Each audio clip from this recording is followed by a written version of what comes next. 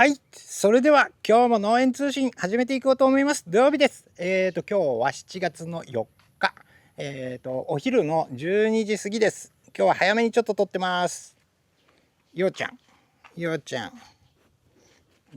とヤックルがのんびりしております。じゃあ行きます。どんどん伸びてきました。こっちの長野パープルももうそろそろ上に届きそうです。いいっすね。黒糖病も出てない。ちゃんと予防やってっかんね。昔黒糖病のあれをで、これが例の、この葉っぱは何かおかしいから多分品種的なもんだと思うけど病気じゃないと思うんだよな。多分代木ですね。代木あのところを育ててって、接ぎ木ができればこの BK はもう上行っちゃってます。どんどん伸ばしていきます。脇芽も伸びてるしいい木になってきた。しっかりと黒糖病予防やって久々に晴れましたね。晴れたっていうか2分ですけど、2分な天気ですが、お昼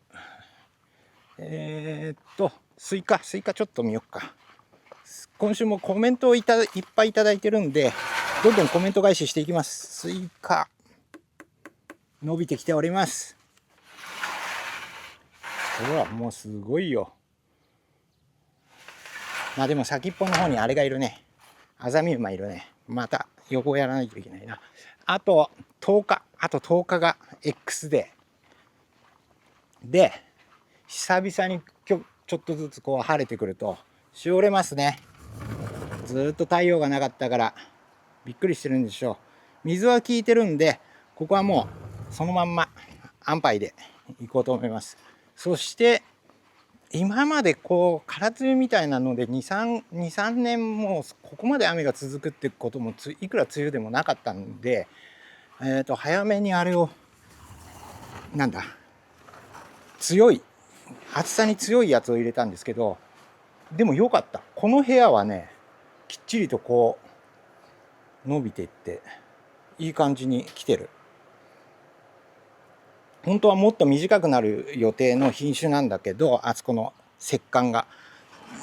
でもあれですね、太陽が少ないから徒長気味でちょうど良くなったみたいな感じで、これ同じ品種で一部屋早い部屋なんですけど、ここの部屋はもう木がバンバン強くて、ほらこんなに短い、これぐらい、あっちの隣の部屋これぐらいのあれ石棺だったんだけど、その間に葉っぱが1枚ついちゃうぐらいの木の強さ。そしてちょっとネット暴れ気味、ちょっと心配ですね。ネット暴れ気味でももうどうしようもすることもできないし、今だから少しでも湿気を抜いて水を切らせないように、硬すぎるわけでも柔らかすぎるわけでもなく、いい感じでいってるんだけど、玉の肥大も悪くって、メロンのちょっと割れもいまいちうまく割れていかないっていう。であとは F6 か。F6 ももう今週来週で収穫になりますが、あと3日4日で収穫になりますが、もう1個いっちゃってます。パックリいっちゃってますね。まあでもしょうがねえな。でどんどんコメント返ししていこうと思います。よいしょ。定位置、ぶどうの位置。今週はで本当にずっと天気が悪くて、動画も一生懸命作れたんですけど、天気悪いからまだ袋掛けはできてません。袋掛けは動画作るんで。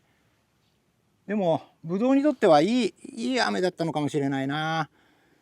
ただ病気がここの時点でぶどうに出たりすると、もうどんどんこの湿気で蔓延していくんで、もう1週間の間に2回ぐらい予防やりましたね。袋掛け前の予防、その動画も撮ってあるんで、もしあれがあれば予防動画としてつなげて出していこうと思います。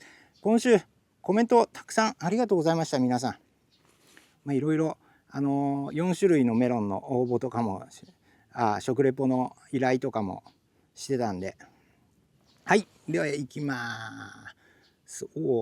先週の台風2連発の大雨、そうか、先週のこの動画撮ってた時はもう台風が2回来てた、ちょうど最中に撮ってたんですね。あそこから1週間、その後台風一過に1日ぐらいなるかなと思ったら全然ならない。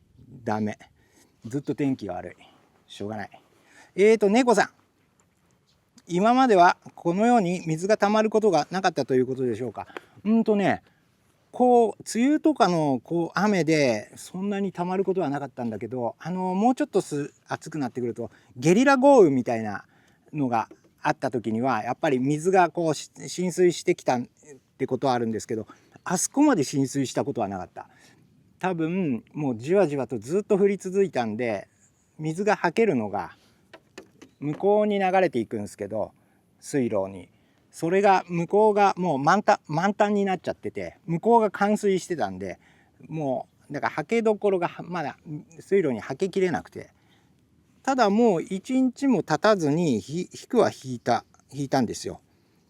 なのであれですけど、まずなかったですね。ゲリラの時ぐらい、ゲリラでバーって降ったらやっぱり水はけが追いつかないでっていうことがあったですけど、はい、コメントありがとうございます。インドネシアからパメダマングアンガーさん、午後1時5分お疲れ様です。先生ではない。雨は災害でなく農家の方にとって恵みの雨。そうだね。去年なんか空梅雨で雨が来たら嬉しいぐらいだったですけどね。でも今年はもういらないですね。もう雨いらない。インドネシアも雨季があるからね。でもどうなんだろうな。一気にこれほど降ることもあんのかな。はい、コメントありがとうございます。取りまかし。こっちもインドネシアのファイヤーファイターさんから。地面に雨水が多すぎるとブドウに影響しますか。では次に何をすればよいでしょうか、先生。先生ではないんだけど、水がついても引けばそこまでの心配はないでしょうけど、ずっとやっぱり池になっちゃってる、海になっちゃってるような状態じゃ良くないでしょうね。そしたら水を掘って水を逃がすなりして、やっぱり地面を出してあげる方がいいんでしょう。で、分かんない。で、ここまで最近動画で、よく見るのは長野パープルがパンパン割れていってるっていうのが何件か、何にもしてなくてもYouTube とかが拾ってきて、ブドウを僕がよく見てたりするのか、ブドウを上げてるからなのか、そんなショート動画が流れてきますね。それが雨の影響なのかどうかは分かんないですけど、そういうこともあるかもしれないです。コメントありがとうございます。取りまかし。名古屋みちんさん、自分のところは路地なので雨が降るたびにこんな感じで加湿気味になってしまいます。そうだね。そっか。うちもね、ここはね、でもちょっとそんなに水がつかずにちゃんとに排水があるところでやってるんで、ここはそんなでもなかったっていうか、全然水はつかないで大丈夫でした。雨よけもあるんで、雨よけの下はね、周りから入り込んでこない限り、うちの作業場が立ってるぐらいなんで、うちの中ではそこそこちょっとここの圃場の中ではちょっと高い位置っていうのもありますね。はい、鶴吉也くん、縦割れ横割れが始まったかなと思ってた矢先、ロジディーバは連日の大雨で4個割れがひどくて廃棄となりました。1株1個しかできないロジ高見は割れてないです。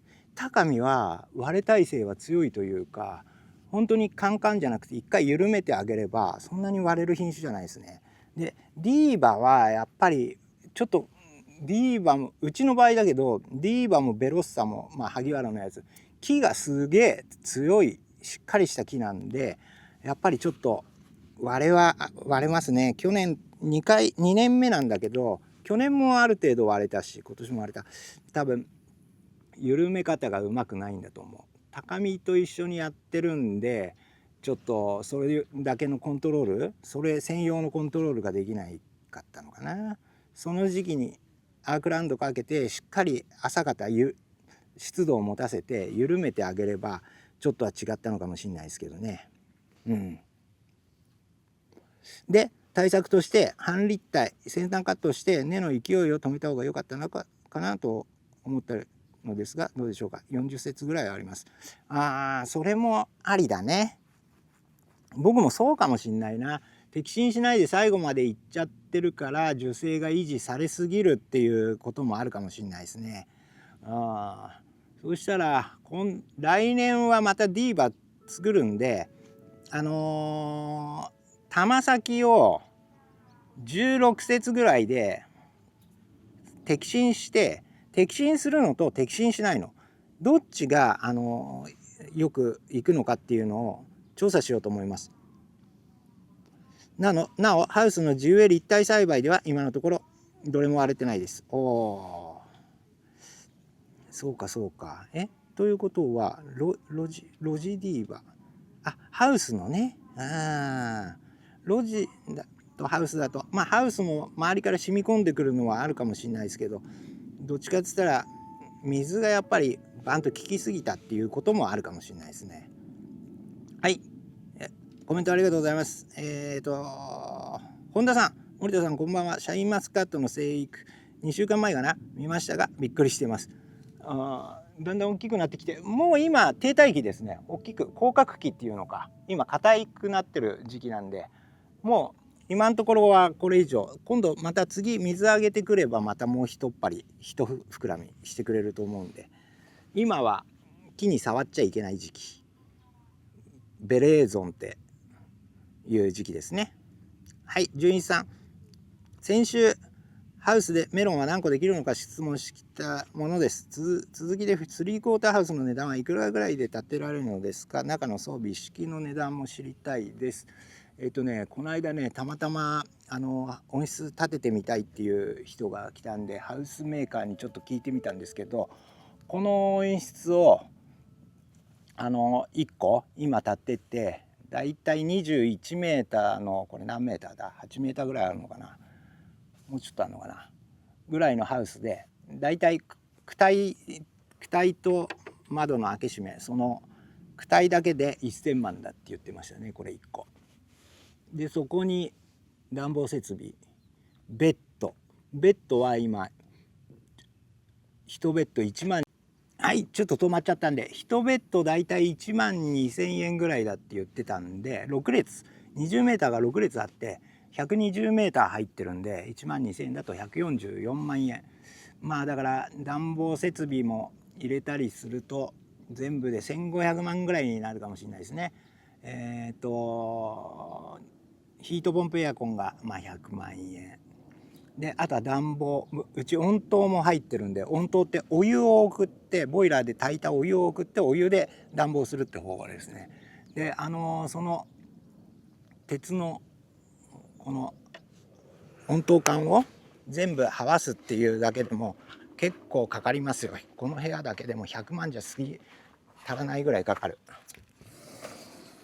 こういう缶ですね。こういう缶行って帰ってみたいな感じで、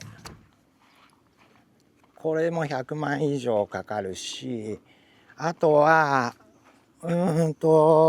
窓の開け閉めのコンピューターとかそういうのもかかりますね。でなんだかんだ言ってあとは冠水の設備そういうのまで全部揃えるともう1500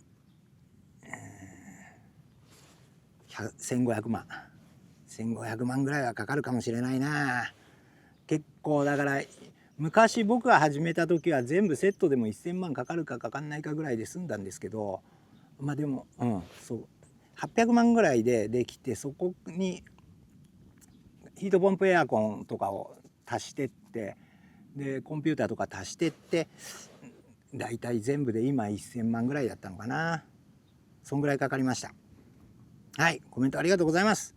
そして次、やっちゃん、この台風の雨で我が家のハウスにも水が入ってきました。しかしメロンは元気に見える、マスクメロンらしいネットも出てきて玉も見に行くたび大きくなっています。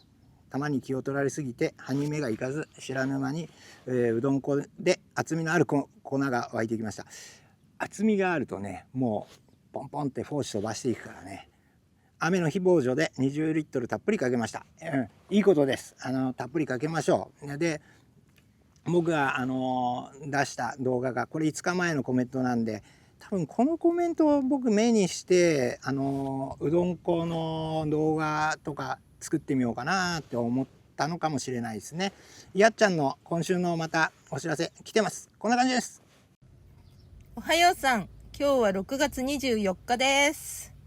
交配後20日経ちました。首長メロンすごい、こんな感じですよ。こんなになってきてすごいなぁと思って眺めているのが楽しい。お隣さんもこれ傷になっちゃったやつだけど、結局取らずにこれを傷を残して、そしてですよ、こっちのお隣さん、直射日光が当たりすぎて焼けてダメになっちゃうと困るんで、紙を巻いといてみました。もうこんな、なんかすっかりマスクメロンみたいになってきた。すごい、もうすごい、こんな感じになってますよ。はい、素晴らしいメロン。このメロンの僕が種配りおじさんで送ったメロンの特徴がしっかりと出ているんで、しっかりと出ているというか、もうそういうメロン、ちょっと首が長いだけでそういうメロンです。順調にいってます。なんかすごく大きくなりすぎそうで怖いですね。気をつけてください。ここのね、入り込んできちゃったぐらいだから、水管理ももうしばらく乾くまでは水もかけなくていいかもしれないですね。はい、順調です。やっちゃん、グッドグッド。千匹屋メロン F6 の玉吹きの動画で本田さん、玉吹きでだいぶ変わるんですね。だいぶ変わりますね。本当に磨くとネットはちゃんとに正直に持ってきてくれる。名古屋ミーチンさん、森田さんこんばんは。あと10日で50日なのに、森田メロンの F2 の木が雨の影響で2本しおれてしまいました。仕方がないのでもいで糖度を測ったところ6度でした。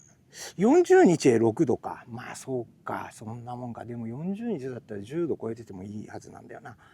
ネットはきれいに持ってるので残り8個が最後まで枯れないように頑張ってください。雨がねこう土壌水分上がっちゃってっからね、しばらく水かけなくてもいいかもしれないですね、外だったら。でもあとまだ8個あるからどれかいけます。イピカイピスさんお疲れ様です。一発目のベルダがあと10日ほどで収穫になります。玉吹き2回やってネットも漏れてると思われます。また LINE で写真を送らせてもらいます。感想をお聞かせいただきたいです。ありました。おー、いいじゃん。写真出します。やっぱりでも首が伸びちゃってるな。別に味には影響ないからいいんだけど、もう出荷とかして市場で見られるとそこが長いだけでちょっと安くなるんですよ。シビアなんです。ただもう食べるのには影響がないはずなんで大丈夫ですから。後輩の時の水加減でしょうね。ここに貼っときます。順調です。ベルダらしい。ベルダ素晴らしい。順調よ。10日ってことはさ、もう4日前だからもうそろそろ50日ぐらいになるってことか。ベルダだいたい50日じゃもげないから55日は欲しいからって感じですかね。はい。食レポ企画のところの動画にちーくんが久々当たりました。会期祝い。ああ、そっか。入院するって言ってたからね。お大事にしてくださいよ。でも良かったです。そっか。インドネシアのメローンさん、私はメロンが欲しいっていう、インドネシアには送れないですよ。なかなかなんつうの通関が難しくて、そうですね。でもコメントありがとうございます。取りまかし。ちーくん、磨くだけでのサクッと病院で取ってそうだ、サクッと交雑種を作って、試食企画に回すあたりは視聴者さんにメロン栽培熱が高いことに答えてますよね。ちなみに病室からコメントしてます。次回の農園通信までに退院したいな。今日もう出すんで、今日退院してるといいかな。うどんこ病の動画に釣り吉やっくん教えてもらい、昨年パンチョ、昨年ね、うどんこのなんかあれでパンチョ言ったかもしれないですね。はよく聞きました。割れない方法が知りたいです。例えば勢い成長は割れやすいと思うのです。アークランドは割れやすくなりますか？品種による割れやすさも出ました。品種によっては違う。割れが強い品種的にありますね。割れる品種、割れない品種。ただ割れるぐらいの品種はうまいですね。うまくなるっていう僕なりの。でアークランドやっても割れないです。割れる、どっちかって言ったら割れづらくなるのかな。緩むから一回玉が一回緩んで、ポテポテに一回緩んでくると、割れるリスクが少し減って、で、収穫に向かってうちもだいぶ樹勢がちょっと落ちてきたんですけど、樹勢をしっかり落としていくというか、メロンの方に栄養を振り向けていくみたいな感じで、樹勢がちょっとずつ衰えていくと、しっかりと割れは減っていくはずです。ずっと木が強いままでいくと後半に割れてきますね。後半に向けて締まっていって割れてきますね。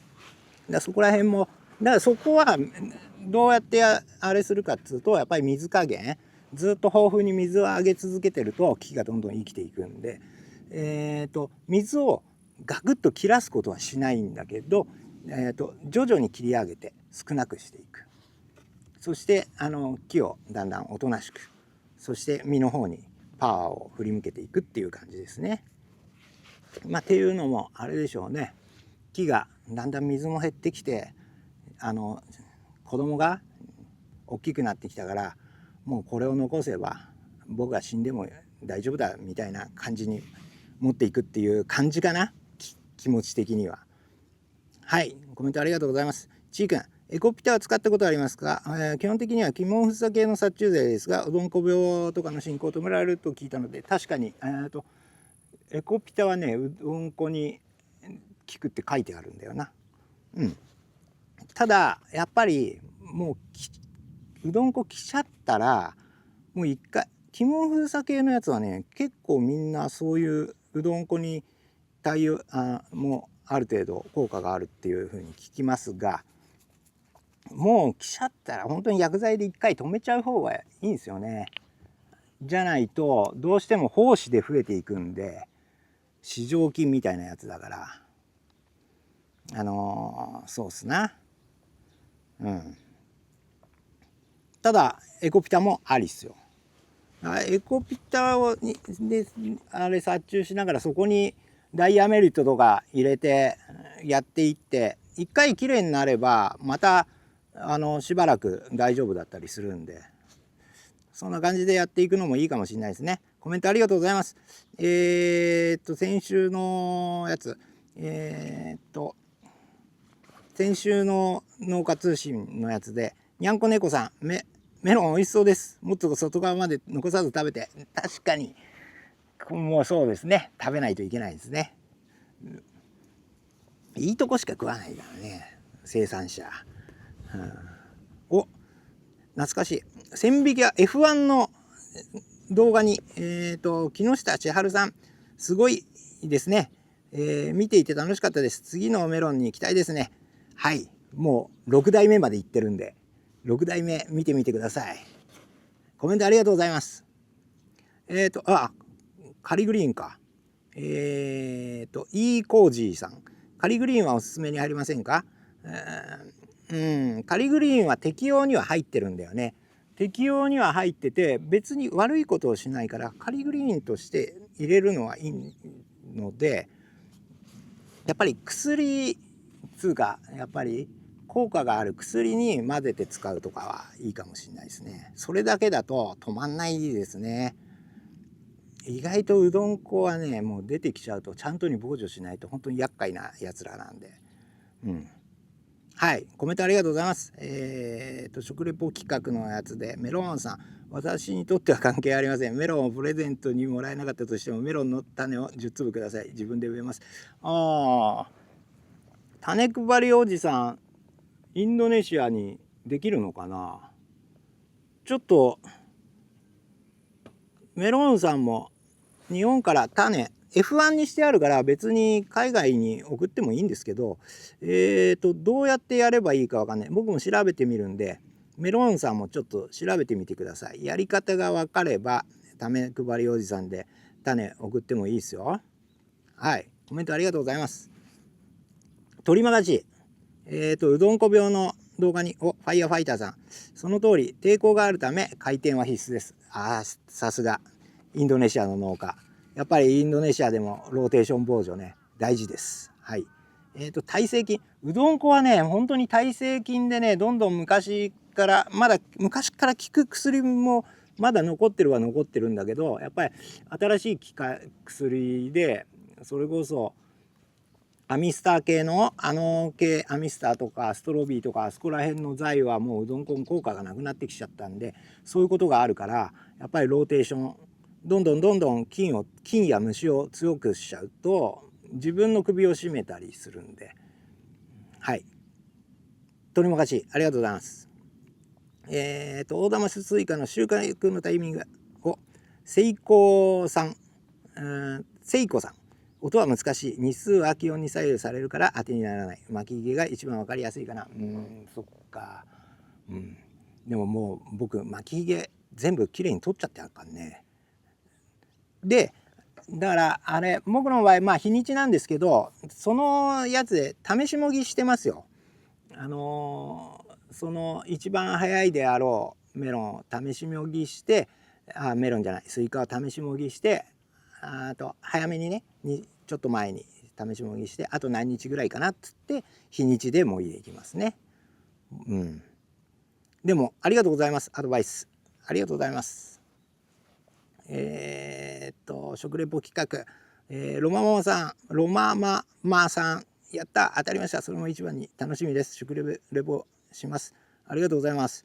ありがとうございます。つやさんまた当たりました。ありがとうございます。当たったっていうかね、食レポ以来なんで頑張って食レポしてください。動画1本作りたいんで。でロママさんはYouTuber の方みたいでもう18000人とかいる、すごいですよ。で一本一本の動画の周りが僕よりガンガン回るんで、屋上で屋上農業というか屋上菜園というかお花作ったり屋上でやってる方のようです。ここにロママさん、ここと概要欄にロママさんの、ページ貼っときますんで見に行ってあげてみてください。本当面白いですよ。見てるとねすげえ面白い。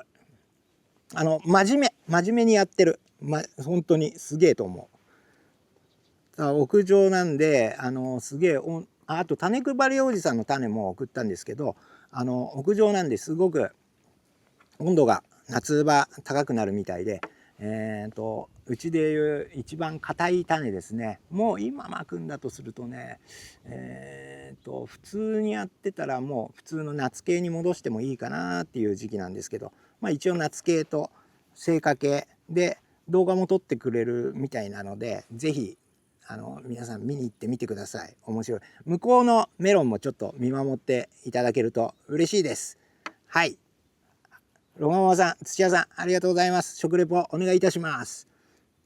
うどんこ病、ポチレオさん、アブラムシとうどんこ病には、発生初期に重曹と粘着の混合500倍で対応し、なんとか防いでいます。しかし肌煮と猫ビ病には困っています。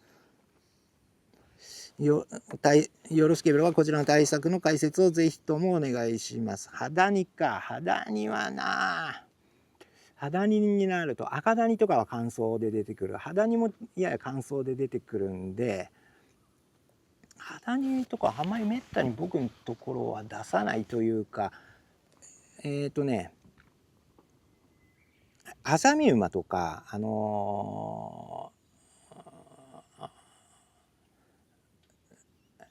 なんだっけ、アザミウマとか粉ジラミにの防除をローテーションでやってると葉ダニは寄ってこないんですよね。まあ乾燥ですね。でもうコロニー化、葉っぱのここのところにクモの巣になっちゃうともう取れないですね。コロニーで薬打ってもコロニーの中でまだ生きてて、外に出てるやつは殺せてもまたそこからすぐ発生してくる。だから葉っぱの裏にこうゾロゾロと葉ダニ見かければもう早めにコロニーになる前に叩くしかないんだけど、ダニはやっぱりダニ剤で対応するしかないのかな。減らす薬ってのがあって、モベントフロアブルとかは帰れなくしたり、ダニ系にもよく効くって言われてるんでいいかもしれなくて、ネコブはね線虫なんでもうどうしようもないですね。線虫はネコブ病はね接ぎ木やってもダメっていうことはやっぱり土壌をどうにかしてあげるしかないので、重曹とか粘着くんでポチレオ酸やってるぐらいだったら、そうしたら今度土地を還元消毒、そこの栽培土をうなってそこにふすまとかをたっぷり入れて、で水をたっぷりかけて、で上をビニールで蓋して、でそのしばらく太陽熱で蒸してドブドブにして窒息させるというか、そんな土壌還元消毒っていうのがあるので、それも有機的なものだから、そうするとだいぶネコブ線虫は減る、少なくなるっていうことですね。いなくなることはできないかな。やっぱり隔離ベッドで蒸気でしてあげるとかしかないんだよね。そんな感じです。コメントありがとうございます。次。食レポ企画のやつでチョコズナさん。ネットメロンの栽培はこれまでずっと土耕栽培で行われてきましたが、なぜ水耕栽培に切り替えないのでしょうか。現在では制御技術も成熟しているはずではないですか。確かにそうなんだけど、できるしやってる人はいるんだけど、どうしてもクオリティが上がらない。やっぱり、土から離れるのはちょっと難しいかな。メロンに関してはやっぱり土の許容力というか寛容さっていうのは大事で、少ない土でもやっぱりそこの寛容力、水耕栽培でまず水を切ることもできないからこの土とかだと、例えばうちみたいに狭い世界の土、このプランターみたいに決まった土の中でも水を切ったとしてもどこかしらにまだ水が残っててくれたりするぐらいの寛容力、もう何日も水切ってもう本当にカラッカラの砂漠になっちゃうまでは水切らないんで、だからそこの寛容力の中で水を増やしたり減らしたりっていうことができるっていうのがやっぱりいいというかですね。だからそこのやっぱり寛容力をあれしたら、水だけで甘いメロンを育てるのは結構難しいかな。難しいっていう部分もあるし、なんだったらそこまでして水耕で育てなくても違う普通にうまくできる、より簡単にできる技術っていうのがこのベッド栽培だと思うんで、わざわざ水耕栽培にしたりしなくてもいいってことですね。はい、ありがとうございます。コメントありがとうございます。次、うどんこ病のやつでようさん、大変ためになる動画ありがとうございます。参考にさせていただきます。次は殺虫剤バージョン。殺虫剤バージョンもやりたいんだよな。やりたいけど薬が多すぎて、まあラックコード的にはもう何系とかでいくんですけど、そのラックコードの中でもまたローテーションかけていくんで、まあトリフミンとパンチョみたいなそういう関係のやつが結構あったりするんで、まあそれもちょっとやりますが、そろそろね粉じらみとかもう虫の時期なんで早めにやれればやりたい。高見メロン終わったら作ってみます。ありがとうございます。新しいアイデアを。野々原裕太さん、お疲れ様です。動画大変参考になります。布石は知っていましたが、何せ売ってる場所がなくて、通販しかないかなと思っていますが、通販だと有効期限がギリギリだったりする時があるので、通販はなかなか手が出せないですね。農協に売ってます。農協に売ってるんで、農協多分組合員じゃなくてもお金持ってって注文して、在庫があればすぐ買えるし、なくても注文すれば多分1日2日で入ってくるんで、それで買ってきたらいいと思います。で、多分農協が安いですよ。農協は意外と安い。せっかくなんで。あと農協がないとね難しいんだけど、本当に通販で探しててもちょっと割高になっちゃったりする場合があるんで、楽天のやつが一番安かったかな。一応探して入れときますが23分 OK。ので、通販だと有効期限がギリギリだったりする時があるので、通販なかなか手が出ないんですね。確かに。でもね、布石に限っては新しい薬なんで、そんなに有効期限短くないんで大丈夫ですよ。布石に入ってる成分、のベルクートで何とか対応します。ベルクート、イミノクタジン。ベルクートだとすると、ダイアメリットの方がいいですね。ダイアメリットは通販で買えます。ダイアメリットよく効きます。ちなみに栃木県のメロン産地で聞いた時は承知の助フロアブルを使ってみました。どちらも高額なのでコスト面でなかなか購入に至らないのが現状です。確かに消費地の助もね、250で9000円とかするからね、よく効く2剤入っててよく効く薬ですが、でもダイアメリットがいいっすよ。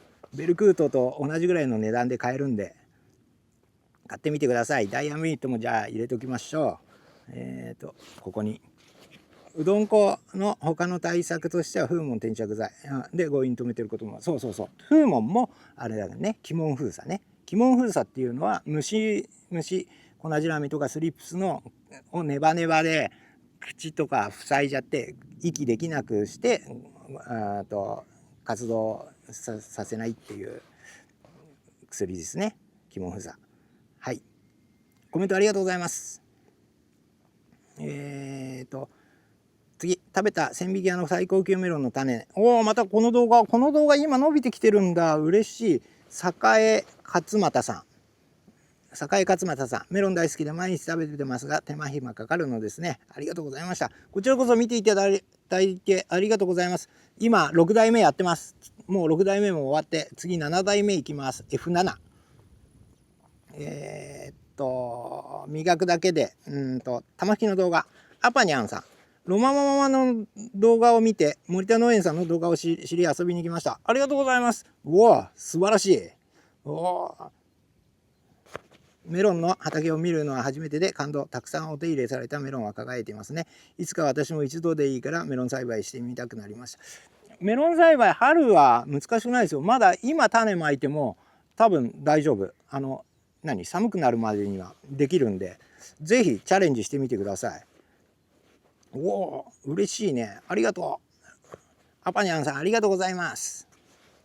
うどん粉布石使ったことないです。私の最強102629さん、布石使ったことないです。私の最強の一本は承知の助フロアブルです。確かに承知の助もよく聞くのは知っているが、まだ僕は昔ね、ガッテンの時には使ってたんですが、ガッテンがなくなって、その代わり違う材、フルピカの材を合点の材に、2系統足して作られたのが承知之助だから、だいたい材の効果のほどは知ってるんで承知之助いいと思いますが、布石ね、系統が違うんでローテーションやるんだとしたら最強を2つ持ってればそれに越したことないですな。ちょっと両方とも高い薬ですけどね、それぐらい長効きもするし、ちゃんと予防効果もしっかりしてるんで、布石ワイドもちょっと考えてみてください。千さんありがとうございます。さらしきの動画、スイカのちぐんこんばんは。明日土曜日の午前中に対応予定なので、我が家のスイカがどこまで成長しているのか、はたまた虫や病気になってしまっているのか、後日報告しますね。おお、まあ大丈夫でしょう。そんなにまだそこまで大きくないからね。でうどん粉はスイカはうどん粉はどっちかっつうと強い方だからな。どっちかっつったらベト病とかそっちが殺菌では怖くて、あとアザミウマがよく寄ってきますね。ダニアザミウマ。観察してみてくださいっていうことはもう退院したんだな。今もうお昼過ぎて、さっき1時になったから。退院おめでとうございます。メロン食レポメロン送るんで、食レポちょうど頑張ってください。そういえばあれ、食レポのあれでまだね住所を送ってきてくれてない方が2人いるんで、今日明日で送ってきてください。もう実はもうもいでます。もぎ始めた。でその動画も明日か明後日には出そうと思います。うどんこ病の動画で純一さん、森田社長こんにちは。いつも農業知識を惜しみなく教えていただきありがとうございます。自分はマクピカ転着剤を使用しています。マクピカが残ってますので、おすすめのドライバーを早速購入してきました。おお、偉い。質問です。ドライバーの希釈倍率は1000から5000倍とありますが、森田社長は何倍で使用していますか、教えていただき。ドライバー1000倍です。1000倍で僕的には何ともないんで。でもあれかね、まあ僕が紹介した薬との相性も別にドライバー使ってて、僕が使ってるやつで特に薬害とか出たなって思ったこともなかったんで大丈夫だと思うんですけど、あれであればまあ2000倍とかそれぐらいのところで1回効果を見てみて、広がり方とかで問題がなければ1000倍で、それこそ地面に農薬を落としちゃうのはもったいないんで、ちゃんとに葉っぱに残してあげるっていう意味で使ってみてください。コメントありがとうございます。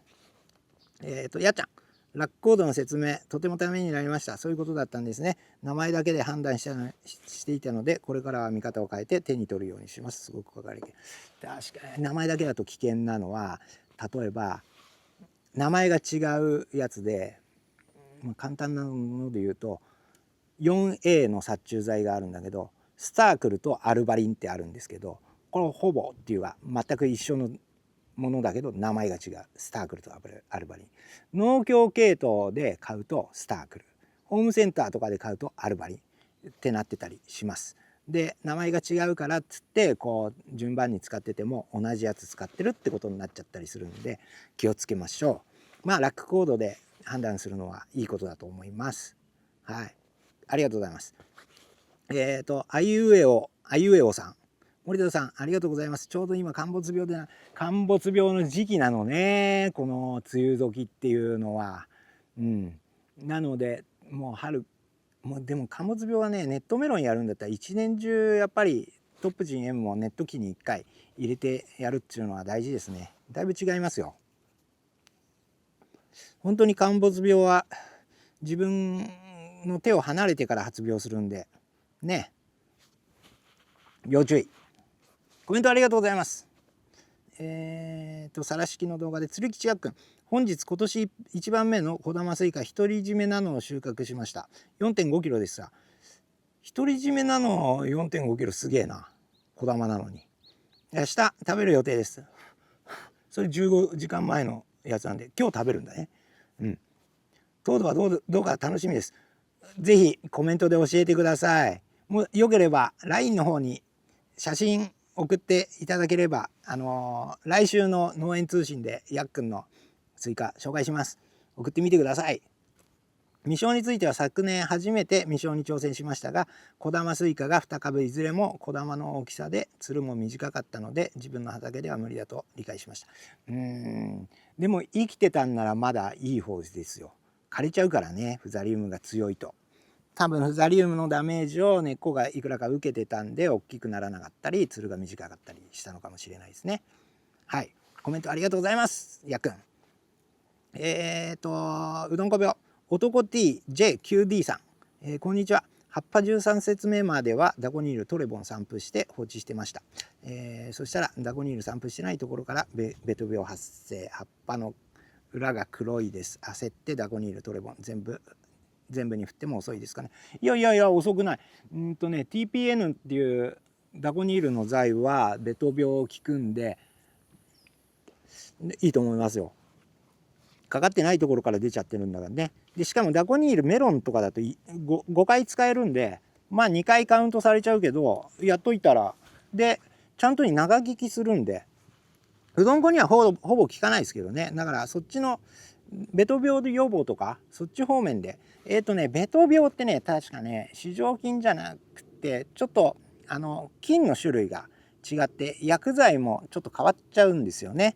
うどん粉とかとは。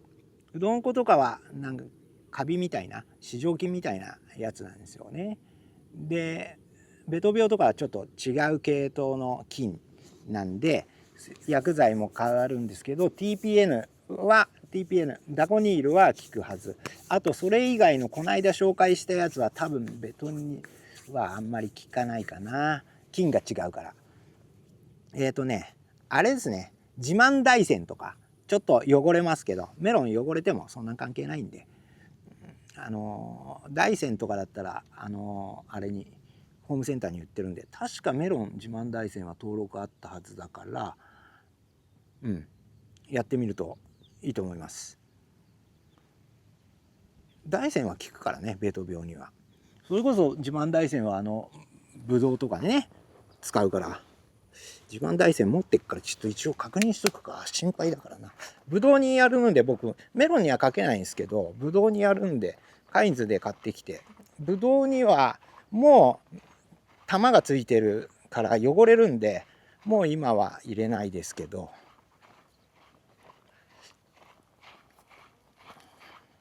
大山はだからうどん粉とかそっちではないのかな。そっちの違う系統の自慢大山、これね、自慢大山。メロンあるメロン。炭素病、ベト病、つるがれ病、疫病、斑点細菌病。やっぱりだからうどん粉は入ってないですね。でもベト病は効く。400から600倍。そっち系統だ。そんな感じ。やってみてください。コメントありがとうございます。イピカイピスさん、1株だけある金色を4つるいったまで巨大なスイカが10日頃収穫予定です。もうそろそろだね。楽しみですね。メロンもスイカも栽培楽しいですね。楽しいです。イピスさん、それこそ金色をあれしたらまた写真送ってください。紹介したいです。お願いします。としひろさん、お疲れ様です。毎回楽しく拝見しています。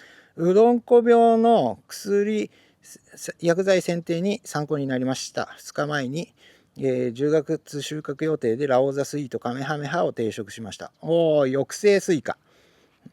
5月30日に、種まきした未生苗のため、森田さんの懸念のフザリウムが心配になり、木作液30倍をまき、透明のポリシートをかぶせ、太陽熱殺菌も兼ね、10日放置しました。悪くないよ。素晴らしいね。つるがれせずに収穫できればいいなと思います。それとしっかりした苗を作るには計算を使うという話がありましたが、使用方法をご教示いただけますか。今 BM 葉林、種まき用土に 10g 混ぜています。葉林でも別にいいんだけど、葉林はリン酸とかも入ってて、計算の濃度がそこまでは高くないのかな。20% ぐらいは入ってるのかな。僕はね、今は、ミネラルスターって鉱山のやつも使ったりするんですけど、これがシェルカンネオっていうんですけど、シェルカンネオ、これを入れてます。計算が 41% 入ってますね。石灰 10%。アルカリ分が 9.5%。ちょっとアルカリにさせるけど、たくさん入れないんで。で、カリも少ないから、計算カリよりもカリが少なくて、これ育苗にはさ、そんなに NPK はまだまだ必要ないというか、最低限でいいんで、あんまり育苗で窒素吸わせすぎる。窒素はね、両輪も入ってないからあれですけど、9度。リン酸もこれしか入ってないから、計算41。これ安いし、よく効きますよ。調べてもらえると、400鉢取るので、だいたいあれを1升入れてますね、量的には。こんな感じでやってます。両輪でも全然計算効いてるんで、10g をどれぐらいの鉢でやるのかが分かんないですね。で、ラスト。グルーブ0073。いつも楽しみにしています。今年は害獣にスイカを随分割られてしまいました。ラオザスイートは着火のタイミングが合わずなのか、奇形気味で困っています。ピノガールはあと10日ほどで積雪酸温度が、1000度になります。ラオザスイート、ピノガール、なんとだね。なんと。で、害獣。スイカやるようなやつは、アライグマ、ハクビシン、そのあたりでしょうね。罠ですね。うち女房は罠で取るのがうまいですよ。何本か僕もアライグマの撮った動画出してるんですけど、メロンを餌にするともうすぐ入ってくるんで、メロンの匂いがしたらもう一発です。夜の間にいれば、被害があったところに仕掛けてメロンを餌にするとあっという間に捕まるっていう寸法ですわ。で、猫が入らないからメロン餌にすると、キャラメルコーンとかだと猫が来ちゃうんで入っちゃうんで、近所の猫とかが入って中で暴れてここいらが赤んペロンになっちゃったりすることがないので、メロン餌いいですね。食った後でもいいので、そうすると取れますよね。で、こんな感じですがね、今週は F6 がもげて F7 にチャレンジします。そしてブドウの袋掛けで、スイカは来週じゃなくてその次の週に試しもぎが始まると思います。はい。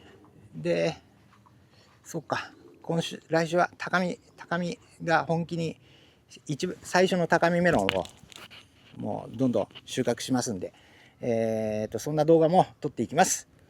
はい、長々と、40分50分回してきましたが、また今週も皆さん頑張りましょう。また明日からも雨らしいんで、今年は梅雨らしい梅雨なんで、それこそ病気に気をつけながら、人間も作物もですが病気に気をつけながら、元気に梅雨明けまでしっかりと持たせられるように栽培していきましょう。そういう栽培のコメントいただけると嬉しいです。はい、来週も頑張ります。もしよかったらグッドボタンをください。チャンネル登録をいただけるともっと嬉しいです。ありがとうございました。